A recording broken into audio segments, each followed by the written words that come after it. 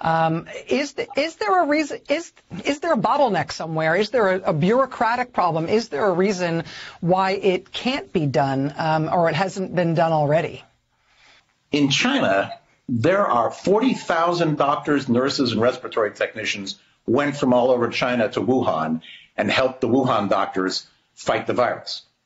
There's no more virus in Wuhan. Those doctors have all gone home. There have been victory parades for them, gratitude, flowers, and everything. They're heroes.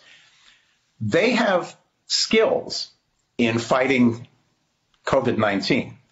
Any doctor will tell you that an old doctor who has seen the cases before knows what to look for. A young doctor who has never seen a case before is scared and nervous and doesn't know what to look for.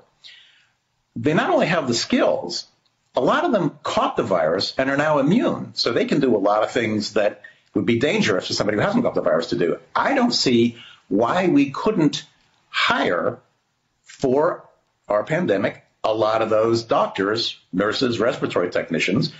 We would need to find translators, but that's not so tough in New York City. We would need to pay them, but American wages look pretty good to Chinese doctors. The bottleneck, I fear, is that the Trump administration may be so afraid to admit that it might need help from outside that it will refuse them visas. But again, that would cost lives. I think that would be a mistake.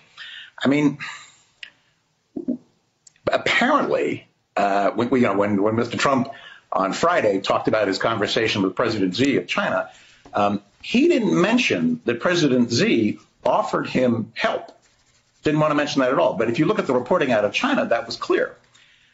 I think it's not a good idea to keep insulting China and baiting them, because if you look far enough down the road, President Trump may have to go to them with his hat in his hand, because we're going to be able to design a great vaccine, but I don't know if we're going to be able to run our vaccine plants if too many are sick.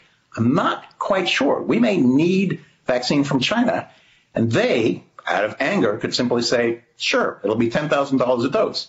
And that's the free market working with you on the bad end of the stick. We don't want to face that. So I think we got to think about opportunities here for being smart about getting a hold of the supplies we need, getting a hold of the expertise we need.